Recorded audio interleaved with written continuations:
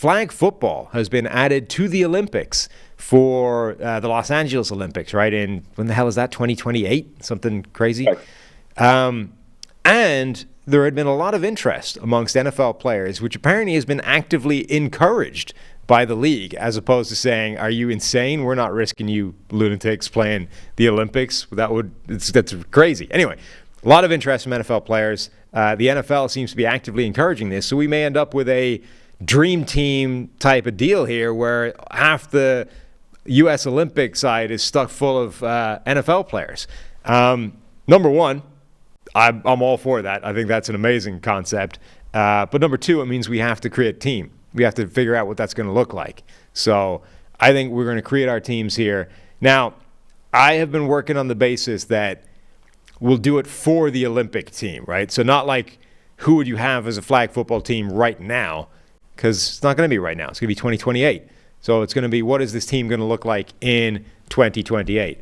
Now, there was some disagreement within the chat as to what this team actually looks like. Like there was this, debate as to what one of the positions was. So we, I believe, are going with a quarterback, a running back, 2 wide receivers, and another, which has been labeled either a center or a tight end, depending on where you look. And then on defense, what is our look? We're going with a defensive tackle, a linebacker, and 3 defensive backs, essentially. Sound good? Sounds great. Let's do it. All right. Where's my team?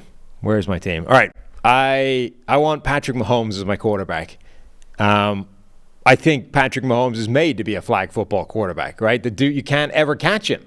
The man never takes a sack. That's a pretty important part of it. And no matter who it is that's chasing him down, he's always one step ahead of them when he's running in the NFL. So I feel like that couldn't be better for a flag football team. Plus, the guy makes every throw from weird angles. Like he's a walking flag football quarterback anyway. I love it. Obviously, never going to talk down on Patrick Mahomes. And yes, the scrambling is great. But I do think, when we're talking flag football so guys aren't getting hit, I want a quarterback that can house it at a moment's notice, any which way. Also, our most accurate quarterback throwing downfield so far this year. Of course, Lamar Jackson is the quarterback of my flag football team here. I mean, that's a walking highlight reel right there. I don't know if you could top that one. That's like Mike Vick, if you're looking historical, give me Lamar and my flag football team. Yeah, Lamar was the other guy that I was considering. I think it's a debate of 2. To be honest, those are the only 2 quarterbacks I was particularly interested in. Yeah, there's other guys that could do it, but those are the 2 that I would want, particularly when you're factoring in age and what that will look like. Running back, I went with Bijan Robinson. I want an elusive guy who's got the ability to move laterally, to make people miss, to make them look ridiculous, and is an amazing pass catcher. And it's running back, so you got to factor in 4 more years of wear and tear. So if you're picking anybody that's like older than a second-year player, you're already done. We thought about it the exact same way. I literally just said, who's young and who has a very high force missed tackle rate, and that was the full conversation there. And I went with my guy in Miami, Devon Achane. Has the highest force missed tackle rate in the NFL, I think. Also a good receiver, as well as a good running back. Shifty as they come, cannot bring this guy down. Was it 4.31 speed at the combine? But I think both of us there, again, I think that was the only 2 options at our disposal. Yeah, I mean, I think there's some more options, but those are definitely the front runners. Achane is going to benefit, I think, from Miami, limiting his workload. He's not going to have 1 million miles on the clock in 4 years as well. That'll help. I think you can make a case for Kenneth Walker in Seattle. I think you could make a case for Jahmyr Gibbs, given he's, just in the NFL as well. I think there's some other options, but those are definitely the front runners. All right, here's where I deviated from the age thing a bit. I believe that Tyreek Hill in 4 years' time is still going to be one of the most devastating athletes in the world, and I want him as a wide receiver on my flag football team. He is the fastest, quickest, most explosive athlete in football, and I'm banking that 4 years' time, he's still going to be well able to beat up on like Uruguay's DBs. Yeah, he also has mentioned after this current contract, he's going to hang him up. And I think the storyline there, the narrative there is, I'm going to be out of football. I'm not taking any hits, but I'm still going to be running around, staying fresh to represent my country. So, yeah, I like that one. I went with the guy that can bring a different element to your offense. You can hand him the ball. You can throw it to him in short areas. the guy who leads the NFL in missed tackles forced by a country mile at wide receiver over the last 3 or 4 years. And that, of course, is Deebo Samuel in San Fran. Yes, there's a physicality to his game that is also a big part of the value, but I mean, he makes guys miss in space 24/7, 365. Yeah, I thought about Deebo. I did think that too much of his game is physicality based for him to be a direct translation to the flag football circuit. Here's where this is where I differ. I don't particularly like this player relative to some other guys in contact football, but explain to me how you're going to get a flag off Zay Flowers. It's not going to happen. Look. The human joystick is going to just, left, right, up, down, like move. You're never getting him. So Zay Flowers might not be the best NFL player in the world, although everyone thinks he's better than I think he is. However, Zay Flowers is going to be one of the best flag football players on the planet Earth in 4 years' time, so I want him on my team. No, that's a great pick there. I agree. I think he is like we are. I did think of it as like who doesn't need physicality as a part of their game, and it's truly just shiftiness. And I think Zay is a perfect choice there. I'll keep it quick. I had Tyreek as well. He was my wide receiver too. Well, we would discuss why we love Tyreek. It's a no-brainer. Mm-hmm. So then I had my tight end / center, whatever you want to call this guy. Now you still need an athlete at that position because he's going to be part of the pass game. You still want somebody shifty, all that kind of stuff. So I went with Kyle Pitts, right? He's not going to get misused by the Atlanta offense. He's going to be a key part of our attack here. And the guy is still like a wide receiver athlete in a tight end's body.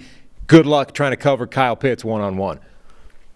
Good luck to you. Yeah, they're feeding him now. He has a bunch of receptions, receiving yards, had a touchdown last week or 2 weeks ago. So he's starting to look like Kyle Pitts again as well.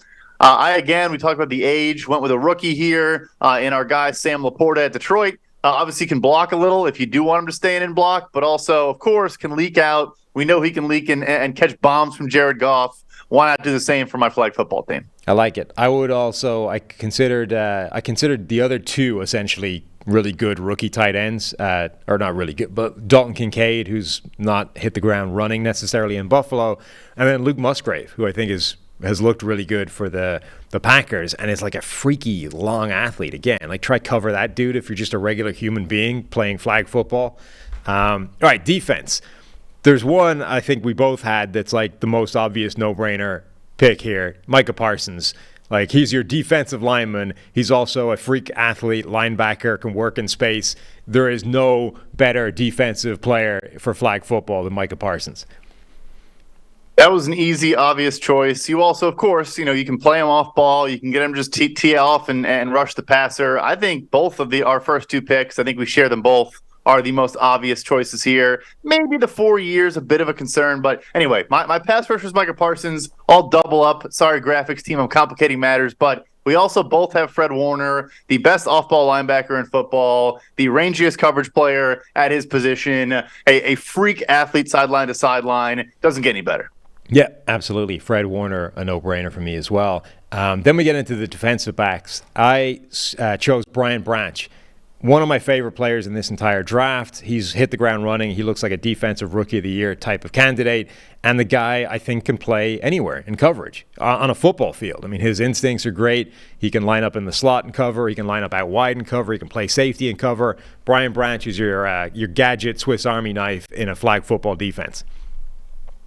I love him. Love the guy. I do think, physicality, kind of like a Deebo. His ability to come down in the run game, drop the shoulder. He ran a 4.68. I think him and Gordon McGinnis tied the 40-yard dash time at the combine. So Gordon McGinnis ran like a 6.8. Anyway, I'm not throwing shade. So my first corner is Pat Surtain of the Denver Broncos. Obviously a young stud. Again, we're sticking with that theme. I want a lockdown guy. I'm going to get into some more Brian Branch-esque players here in a second, but I want a guy that can just eliminate the opposing, Croatia's number one receiver, going to be a shifty guy, going to be elusive, going to be a speedster. I don't know why I said Croatia of all countries, but I think Pat Surtain can lock that guy down. This is where I'm, though. I worked on the basis that, sure, if you run a 4.6 as an NFL defensive back, that's a little bit of a concern. But is it a concern going up against like France, right, or Ireland? Like I could come out of retirement, go do a bit of training. I might make the Irish flag football team, right? I was 4'6" at my fastest, let alone as a 40-something-year-old. That's not going to work. So I don't care that Brian Branch runs a 4'6". I think that's going to be fine for the Olympic level. I really do. The question is, before you jump in, the question is, look at the countries like in track and field. Like Jamaica could field the fastest team, I guess, in this whole event. Yeah. They're probably, are they the biggest threat to the U.S.? It's a separate conversation, but I think they got to be up there. But then I think that any team that's going to do that and it's just going to go, all right, let's just stick the sprint team in the flag football team, then I think Brian Branch just wins with technique, right? It's a perfect – He's going to beat the fast people with technique, and he's going to beat the people that aren't fast by being 4'6". So I think he's the perfect guy. All right, other two defensive backs. I had Sauce Gardner – because I think he's probably going to end up being the best cover corner over that period of time. And then I'll throw my last one in there as well. I had Trayvon Diggs in there. The man is a wide receiver playing defensive back. And, okay, it's a little bit boom or bust. But, again, I'm taking the high upside. I'm going to assume that Trayvon Diggs will have a read on, a Spanish quarterback so he can pick him off rather than being exposed when he, coverage busts every now and again. Huge. Probably the best hands for any defensive back in the NFL. You need splash plays. You need turnovers. So I love it. Exactly. So, I'll do my last two here as well. My Brian Branch type player, Devin Witherspoon, again, can play him all over, can play him in the slot, can play him out wide. That was a no-brainer for me. You want that gadget type guy. And then Javon Holland in Miami. I mean, our second highest graded safety, consistently one of the best safeties in the NFL, crazy range, can come down in the box, can play in the deep third. I love that one. It's just my ball hawk field general in Javon Holland. I like it. What do you think of the idea of, if I was putting together the rules for a flag football tournament, they should play both ways, right? It should be 5 guys who have to play both ways. None of this like offense and defense crap. I think that's fair. I think it also it changes a kind of element of, all right, which receivers do you think can mirror, right. And backpedal and do different things? Like that gets interesting. And the guys that played both ways, like your Richard Shermans and whatnot back in the day, like prime Richard Sherman might be the number 1 overall pick if they had to play both ways. It doesn't get much better than that. Right. Like how desirable now does a sort of guy who has experience playing, both either side of the ball, like Travis Hunter, ends up becoming the best player, the best Olympic player in the history, because he's currently doing both of them at a high level for most of the time. Like, he's the best player, even if he ends up, his career ends up going in the second round or whatever, right, and becomes like a middling NFL player at whatever. Because he's done both at a high level, he's probably still the best two-way player you can put on the field. So I think that's an extra element that they're missing if they just specialize offense and defense.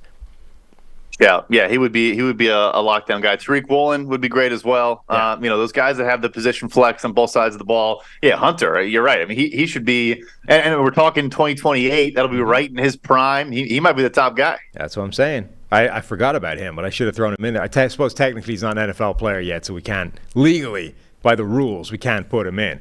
That's why we left him off the list.